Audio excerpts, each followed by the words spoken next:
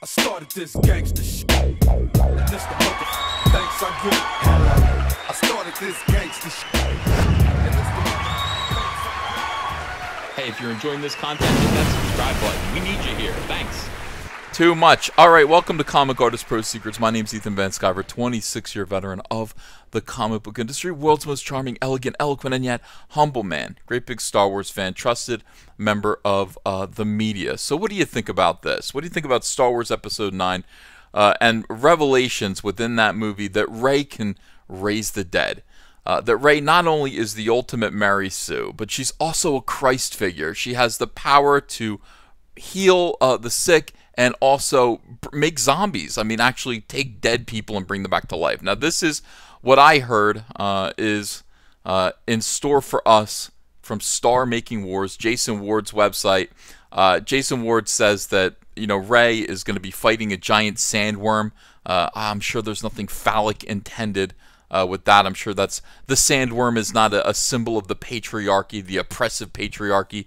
And either she kills the sandworm or the sandworm kills one of her friends, and Rey either brings the sandworm back from the dead using another one of these Jedi powers that she didn't know that she had, or she's going to heal her friend and bring her friend back from the dead. This is what's rumored. This is what Jason Ward's Star Making Wars website was propagating yesterday, and I don't know if it's true. I think those guys actually kind of spread you know, misinformation into the bloodstream of the Star Wars critic media, like us, like Comic Artist Pro Secrets, like World Class Bullshitters, like Geeks and Gamers. But I thought I'd pass it on to you, because wouldn't that be interesting?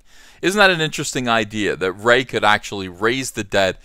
Then I guess we're supposed to think maybe she's going to raise Luke Skywalker, maybe she'll raise the Emperor, who knows, maybe she'll raise Anakin Skywalker. It literally would be the rise of Skywalker, would it not? Rise up, Luke Skywalker, from your, you know, from your tomb or whatever it is. Creepy ideas, but this is the chaos of Lucasfilm and Star Wars storytelling at this point, and it's also the chaos of fandom as we sit around and wait for what in the world J.J. Abrams is going to do to try to salvage the Star Wars Skywalker legacy. It's gonna be interesting, this movie, or will it? It might just be completely dull and a waste of our time. But one thing that we do know right now is that they're struggling with reshoots. We're now 3 months away, guys. We're 3 months away from putting the show on the road. You know what I mean? If this were a Mickey Rooney, Judy Garland movie, they would literally be pooping their pants right now, trying to get all the numbers together, all the dance routines together. You know, blah blah. This is troublesome, guys. This is worrisome indeed. Should Star Wars fans worry about reported Rise of Skywalker reshoots? Yes. The answer is yes, and here's why. Rogue One and Solo were both marred by production issues. Solo was probably ruined by the fact that the entire movie was pretty much reshot last minute, once Kathleen Kennedy came in and said, "Oh, wait a second, you're making a musical comedy out of a movie that I wanted to be a, you know, swashbuckling space adventure?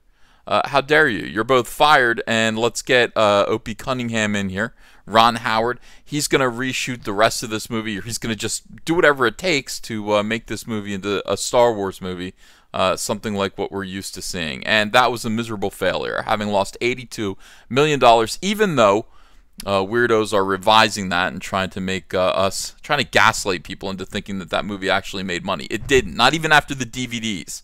Not even after Blu-ray release. Not even after home video and, you know, et cetera, et cetera. That movie has still not succeeded in making its money back. So should we worry? It's just par for the course. I don't even know if I really care, honestly. You know, I'm just here. I think I'm just here to kind of be amused by this whole thing. Here's Rey squinting at something. She acts almost entirely with her eyes. She'll squint them at things as things happen to her. Daisy Ridley is you know, an interesting actress. I do like her, I think, as a person. I think she's actually a very sophisticated and kind human being from what I've seen of her. I saw her tell Steele Saunders to go F himself on the red carpet, and I thought that was profound. I thought that was really good. Steele Saunders asked her, he said, hey, and Steele Saunders is one of these Star Wars bloggers that gets a lot of access to Lucasfilm. Lucasfilm actually likes him and trusts him, not unlike Jason Ward, who I previously mentioned, the only person who Kathleen Kennedy's personal Twitter account actually follows. She follows Jason Ward. It's very peculiar. Anyway, Steele Saunders said to her, "Hey, are you a Reylo?" And she said, "No, I'm not a Reylo. I don't like those people." And not in so many words, but yeah, they're actually stalking and harassing me and Adam Driver, threatening their families. Reylos are weirdos, and no, I don't associate with that. Here's C-3PO in the background here. By the way, yesterday I put forward this whole theory that maybe C-3PO's eyes turning red was actually Anakin Skywalker possessing the body of C-3PO and using it as his final form. You know, not unlike the robotic body, the half-robotic body of Darth Vader. Now, of course, he would need a body whole cloth, you know, because he's just a disembodied spirit. How badass would it be to know that, you know, young Anakin, you know, from the Phantom Menace was actually the Phantom Menace, like he's saying Phantom Menace, was actually building a body for himself, you know, after, you know, at the end of his life. I thought that would be a really nifty bit of storytelling, but somebody else had a great theory where they said, no, C-3PO is merely downloading, you know, the information from the Death Star, and that's why his eyes turned red, because I guess the Death Star, instead of just being an inert, you know, gigantic spacecraft, satellite kind of thing, would actually be intrinsically evil. I don't see how that is the case, but I mean, it's certainly a Death Star could be a force for good. You know, maybe it's a death. Maybe it's able to destroy planets. Could be harnessed by someone with noble intent. You know, and maybe that could be a force for good in the universe. The ability to destroy entire planets. I know I would do my best. All right, so in any case, the Star Wars franchise does not have a fantastic record when it comes to movies with reshoots. Both Solo and Rogue One were the subjects. Yes, we know. Horrible, mediocre, downright terrible critical reception. Wired and a number of other trusted entertainment sites are reporting on rumors that the upcoming Star Wars film, The Rise of Skywalker, will also be undergoing reshoots of its own. Oh my God, they have to change everything now. I'm sure it's gone through, you know, a few bits of analysis from other people, from third parties who looked at it and just said, this sucks. You know, not to be rude, JJ, I don't want to hurt your feelings, but this sucks a donkey wiener, and we have to, there's got to be, and he's like, well, I can go back to reshoots. Yeah, you're going to have to. This could mean a lot of things for the production of the highly anticipated, finale of the Skywalker saga. But for now, there's no real cause for worry. That is what Star Making Wars is also saying. They're like, this is just part of the process. Just feeling around in the dark. You know, you have a story and then you decide to completely change the story. You know, that's just part of the process. All right, so Black Park, the forest area of the UK where J.J. Abrams and his production have been reportedly shooting scenes of Skywalker, has been closed off for shooting yet again, and multiple sources are saying that some real-life X-Wings have been spotted over there. Wired's coverage says that the shoot could continue into early September. Yeah, that's cutting it close to the film's December 20th release date. But realistically speaking, this is not all that out of the ordinary for large-scale movie making. Yeah. Keep gaslighting Star Wars fans, no problem. Reshoots are just part of the game for filmmaking. The fact that J.J. Abrams and his team have had virtually no reported drama or major shakeups in creative control means that Rise of Skywalker could be in fine shape. Well, it could also mean that somebody muzzled Kathleen Kennedy, you know, and said, stop it, do not get involved, do not interfere, this is J.J. Abrams. Do not F with J.J. Abrams. And I could totally see that being the case.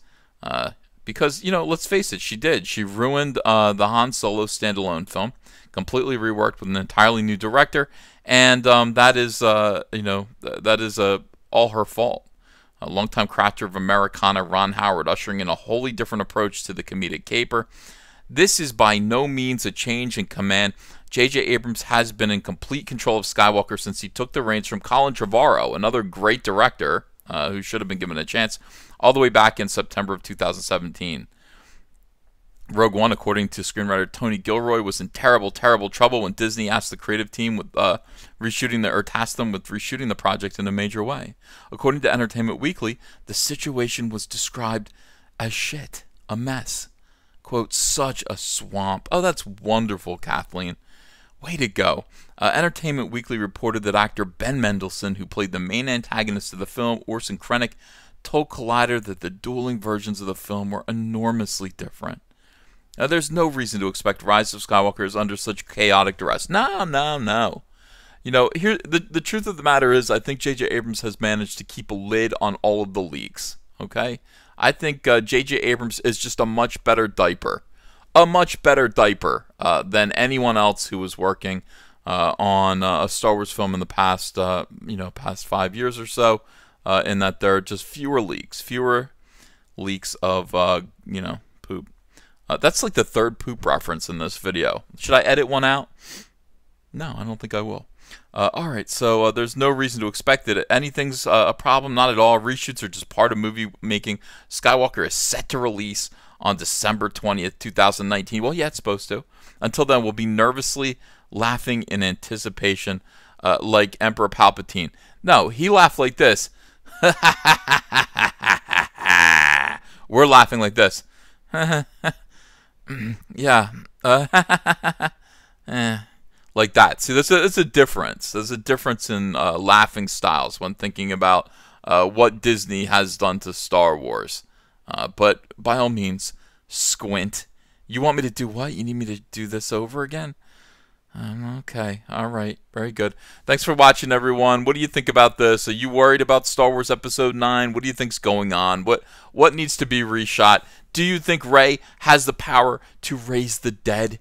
Do you think that's going to be a part of this movie and a part of this franchise? Or do you think that's a filthy, degenerate lie from a bunch of dirtbags who get access to Star Wars and Lucasfilm events who just like to put poison into the bloodstream of honest critics like me? What do you think of that?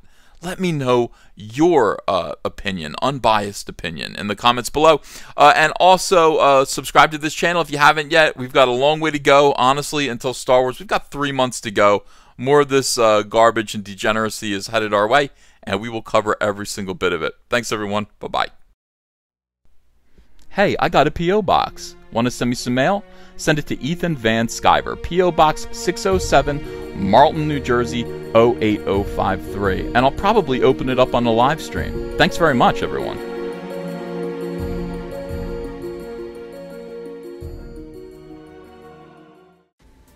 Hey, you want to follow me on Twitter? Are you sure? Well, if so, I'm at Ethan Van Sciver. That's at Ethan Van Sciver. See you there. Join the fandom menace and execute your own Order 66 with our incredible line of t-shirts, Soylo, a Soy Wars story, Tico, a Soy Wars story, and our brand new smoking hot Soy Wars Plan 9. Make a statement today. This is the only trilogy you'll ever need. The link is below in the description.